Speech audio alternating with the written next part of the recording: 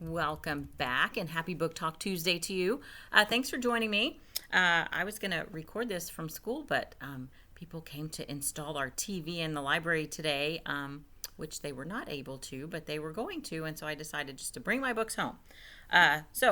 Eventually we are going to get this amazing TV installed in our library. If you don't know the story behind all that, it's kind of a long story, but I'm going to be really excited when it gets installed. All right, I am going to talk to you today about some books that have to do with refugees. I tend to end up reading a lot of these. Some of them on purpose, but a lot of books that I read, I just grab them just because we have them in the library and I think I haven't read that, so I'll read it. I, of course, loved Alan Gratz's Refugee. It's 3 different stories of a refugee from Germany in the 40s, from Cuba in the 80s, and then from Syria, like present day, or early 2010-ish. It's amazing because Alan Gratz has a way of he is able to somehow connect those 3 stories in a pretty amazing way. Love it, love it. Another one that I don't have because it was checked out is Escape from Aleppo. It's about a family that is in Aleppo, Syria in around 2010. There was a big civil war that was happening right there. Syria has just really, they have had some serious problems, and they have had so many refugees come from their country because there's so much fighting. Anyway, this girl, her family decided that if at any point there was bombing of the city and they were separated, they had a certain meeting place that they were going to meet. Well, they got separated, and she could not get to where her family was supposed to meet. So now she is trying to flee and stay safe, but she would really love to find her family at the same time. It was amazing. It's one of those really, really fantastic books. This one I just read last week. I finished it. The Night Diary. Fantastic. You guys, I did not know that India and Pakistan used to be one country. I don't know how I missed this in my social studies classes, but I missed it. But in the 40s, India was under British rule, and around 1947, I think, they gained independence from British rule, so they were not being ruled by them anymore. So India was not. But there was so much... there was just a lot of people who couldn't agree on what to do with India because there were Hindus and Muslims and Sikhs and Christians, and people were not agreeing, and they decided it would be best to just divide India into 2 countries, India and Pakistan. I did not know that. So in this book, this girl's mom had died when she was born. She has a twin brother, and when she's 12, she gets a journal and she starts writing. And so the book is all letters that she has written to her mother, who she's never met, about what they're going through. So, it's fantastic. But the mom was Muslim and the dad was Hindu, and that's a problem. It was a big problem in their culture. And now that the country is divided, they have to decide which country is right for them and where their family should be.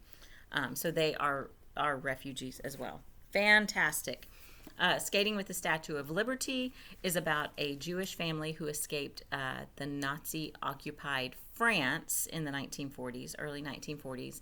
They traveled through Spain and Portugal and across the ocean to get all the way to New York to find that in the United States, not everybody is treated equally, and they are not met with the welcome that they were hoping for or expecting. So it's tragic. I haven't read this one, but I want to read this one. I love reading books like this because I think we can learn from all of these experiences. We learn from our history. If we don't know our history, we don't know about mistakes people made in the past to fix those things.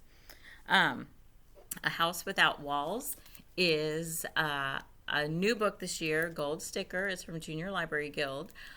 It is also one of the ones that's written in verse, so I talked about those a while back. I talked about the books written in verse, and this is about a family who was in Vietnam, who I think they were in Vietnam, and they were fleeing Yes, there was a big Vietnamese boat exodus in 1979. And so, like, three different countries were trying to flee. And so they ended up, I think it's the story.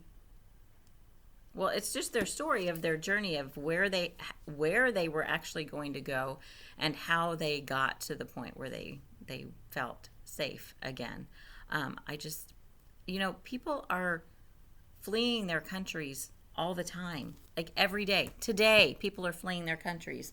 This one is not it's not that new of a book until I find Julian, but it definitely resonates with what is going on today because Mateo's brother, his big brother Julian, left them in Mexico to go work in the United States, and his family would hear from him every now and then they stopped hearing from him. They didn't hear from him anymore. So Mateo decides he has to go find his brother. So he tries to escape Mexico and get into the United States because he wants to find his brother. So once he gets into the United States, that's going to make him a refugee. But getting that far is going to be hard for him. But families will do what they need to do to keep their families together, to keep their families safe. I'm thankful that I live where I live and I grew up in the country where I grew up.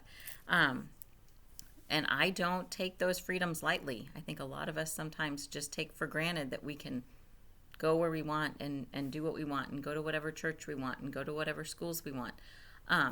Anyway, I love books about refugees because it helps me to learn more about people that have experiences that I've never had before. So these will be out with all the Book Talk Tuesday books. They go fast, so you might have to put some on hold. We have a few other refugee books that I'm not super familiar with, but I'm going to pull them and put them out there as well so you guys can pick them up.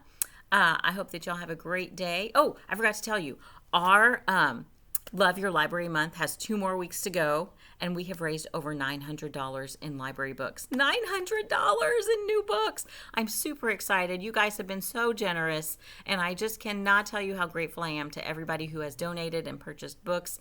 We've had some anonymous donors. We've had people that don't even go to our school donate, and it's just wonderful. If you would like to purchase books to donate in honor of your child, you can still do that. Go to the Wilkerson website under the library page, or I will put it in the comments here so you guys will know how to do that. 2 more weeks. March 6th is our last day. So you guys go right now and start reading lots of books.